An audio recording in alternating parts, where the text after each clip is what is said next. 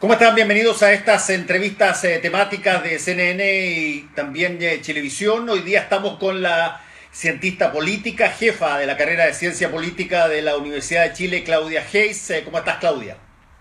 Hola Fernando, muy bien, gracias. Bueno, tú además participaste como parte de la mesa técnica en todo lo que significó el acuerdo plebiscitario y ha vuelto a surgir el tema muy fuerte y curiosamente, sí que lo analizamos así en términos fríos,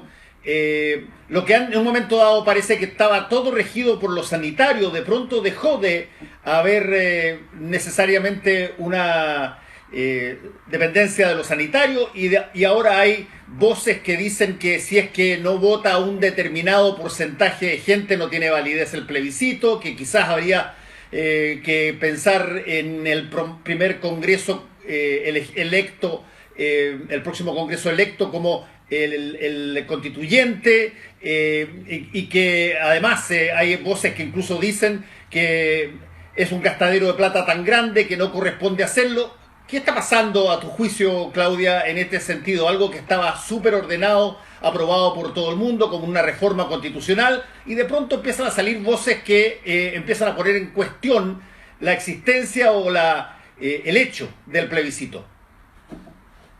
Yo creo que son como movidas de último minuto, un poco desesperadas, porque se ve que esto realmente va a ocurrir y vamos a tener una nueva constitución y se va a acabar en el fondo el privilegio que tenía un sector político durante todos estos años de, en el fondo, con un porcentaje muy minoritario de la adhesión ciudadana y de los votos, controlar lo que se puede y lo que no se puede hacer en Chile. Yo creo que eh,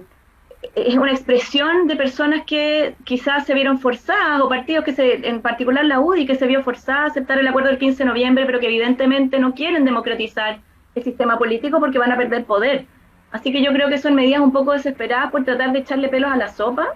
de lo que viene y por tratar de generar nuevas fisuras y generar incertidumbre para perjudicar el plebiscito. El plebiscito necesita certidumbre, necesita información oportuna. Lo que ocurrió en Francia con la elección que se hizo en pandemia fue que se supo muy a última hora que se iba a hacer la elección, estuvieron hasta el último minuto, se hace, no se hace, y yo creo que esa incertidumbre perjudicó mucho la participación electoral, mientras que, por ejemplo, en Corea del Sur, las elecciones que se hicieron en pandemia se hicieron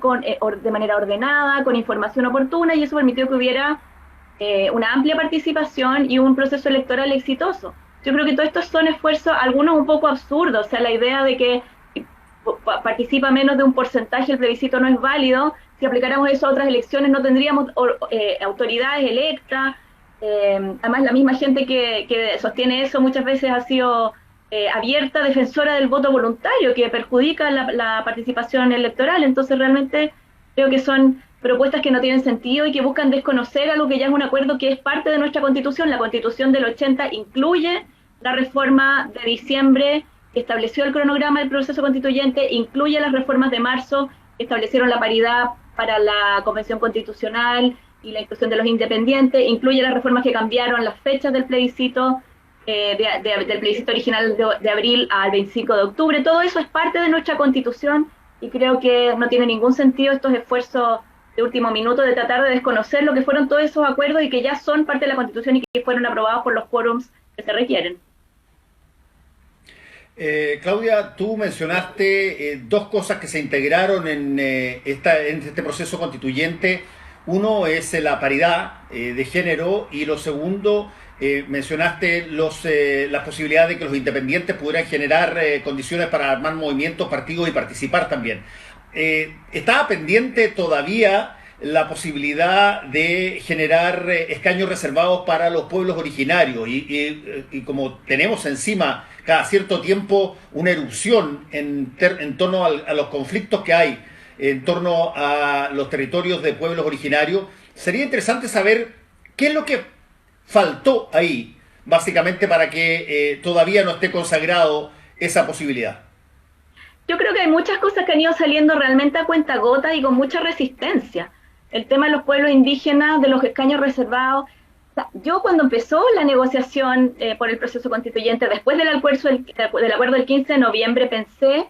que la comisión técnica de la que formé parte iba a regular todos estos temas. Yo pensé que la comisión técnica iba a proponer un mecanismo para lo que se ha llamado el acuerdo complementario, que era la incorporación de independientes, indígenas y paridad de género, y nada de eso se pudo ver en la comisión técnica. También pensé que íbamos a regular el financiamiento electoral, lo mencioné incluso en la comisión técnica. Tampoco se pudo regular el tema del financiamiento del plebiscito, y se está recién ahora, a 2 días de que empiecen las campañas, regulando eso, y es porque hay personas que tienen mucha resistencia a normar estas cosas, estos temas.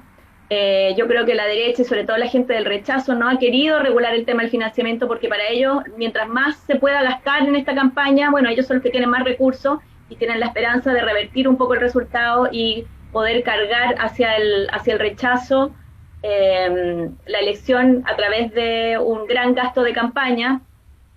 Pero yo creo que finalmente la fuerza de la democracia y la fuerza de la demanda social se va a imponer sobre eso, y también la fuerza de la necesidad de incluir a los pueblos indígenas va a terminar imponiéndose, a pesar de que se ha demorado tanto en salir ese punto, digamos. Fue más fácil, sorprendentemente, aprobar la paridad de género. Yo creo que el tema de género fue porque ha habido un cambio en Chile que ha hecho que el tema de género ya sea mucho más transversal, sí. No es un tema de un sector político, y fueron justamente los votos de las mujeres de la derecha los que ayudaron a aprobar la paridad.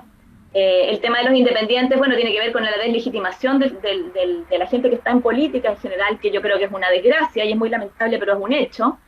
Y en el tema de los indígenas, bueno, no hay una agenda tan fuerte para empujar ese tema, y por eso creo que ha costado mucho más sacarlo. Pero yo creo que va a salir, o sea, yo creo que se va a aprobar tanto el tema del financiamiento como de los indígenas, que son quizás 2 de los más importantes temas pendientes. Sí, ahora ahí hay también una posibilidad bastante amplia. Te quiero recordar y recordarle a las personas que nos están mirando que en prácticamente todas las cosas trascendentales de los últimos meses, desde ese acuerdo plebiscitario hasta el 10% de las AFP, lo que ha ocurrido en gran medida es que un sector del oficialismo ha pasado sus votos a aprobar determinadas cosas que en un momento dado se consideraban que no podían ser, en la paridad de género y, por ejemplo, los independientes. En el 10% de las AFP fue una cosa manifiesta. Y probablemente en los pueblos originarios, me parece a mí que también se puede perfectamente dar una situación similar si es que a la hora de votar se genera una relación relativamente parecida a lo que pasó con el 10% de las AFP. Sin duda, el sistema político en Chile está diseñado para que sin los votos de la derecha no se pueda hacer ningún cambio sustantivo. Y entonces lo que ha ocurrido es que ha habido una presión tal sobre el sistema político que incluso esos sectores que habían sido reacios a cambios de este tipo en el pasado se han visto de alguna manera forzados o compelidos a cambiar su posición por la situación de crisis. El acuerdo del 15 de noviembre fue una reacción a una crisis social y a una crisis causada por la movilización, que tiene que ver con la incapacidad que ha tenido hasta ahora el sistema político de procesar estas demandas. Entonces, también esto de alguna forma es una respuesta a la idea de rechazar para reformar. O sea, el apruebo es la posibilidad de que tengamos este plebiscito, es consecuencia de una situación de crisis que se expresó en las calles, que se expresó por la movilización social y que ha hecho que incluso algunas personas de la derecha estén cambiando su posición, porque bueno, es porque llega un momento en el que no se puede simplemente no escuchar nada de lo que dice la gente, porque los parlamentarios necesitan votos y los partidos necesitan votos. Y yo creo que en ese sentido la demanda de cambio no es una demanda de la izquierda, es una demanda mucho más amplia, por un cambio de modelo, por un avance hacia la protección social. O sea, el hecho que hoy día Lavín está diciendo que él es un socialdemócrata, demuestra que la demanda por protección social no es vista como una agenda de izquierda, es una agenda...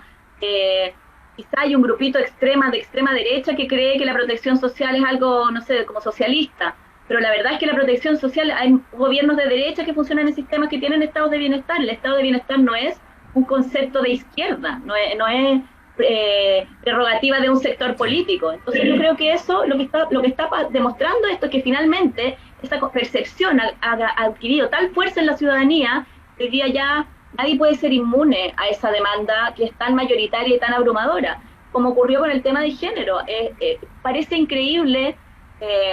lo hablábamos una vez, me acuerdo, en CNN,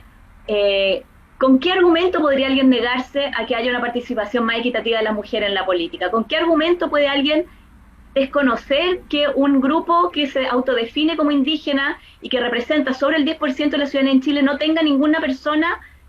hablando con su propia voz en los órganos de representación política. Son argumentos que se han vuelto cada vez más impresentables, y yo creo que finalmente el sistema político está reaccionando a esas demandas. Lo mismo con la movilización feminista que vivimos en el 2018 en Chile. Yo creo que ha finalmente logrado hacerse ver a este sistema político tan reactivo que hemos tenido, tan duro, tan impermeable a las demandas sociales. Claudia, no me queda prácticamente nada de tiempo, pero te quiero preguntar, ¿tú sientes que ya con el comienzo de las campañas para, justamente campañas públicas para el plebiscito, ya está todo consolidado, no hay vuelta atrás de ninguna de estas cosas que eventualmente están saliendo ahora último? Yo creo que nunca está todo consolidado, y yo creo que esto que estamos construyendo, que es una salida institucional a una crisis política muy grave, es muy frágil. Yo creo que es frágil y que no podemos darlo por descontado en ningún caso. O sea, hay mucha desafección, hay mucha gente que no considera que ningún arreglo político sea válido, hay muchas personas que no van a ir a votar porque simplemente no creen en la política, y otras personas que quizá tengan temor por la situación de la pandemia. Creo que el gobierno y el CERVEL han sido muy lentos para darle las garantías a la gente de que se están tomando todas las medidas sanitarias, y todo eso daña un proceso que es muy frágil, y yo creo que es una responsabilidad de todas las personas en Chile y no de un sector político cuidar, porque es lo que nos permite construir una salida democrática a la crisis política, porque si no se resuelve de esta manera el problema, yo realmente no sé cómo se va a resolver. Y creo que a lo que nos vamos a ver encarados si fracasa el plebiscito es a una agudización de la crisis y a una agudización del conflicto social, y a alejarnos de la posibilidad de una salida política institucional como la que estamos tratando de construir hoy día.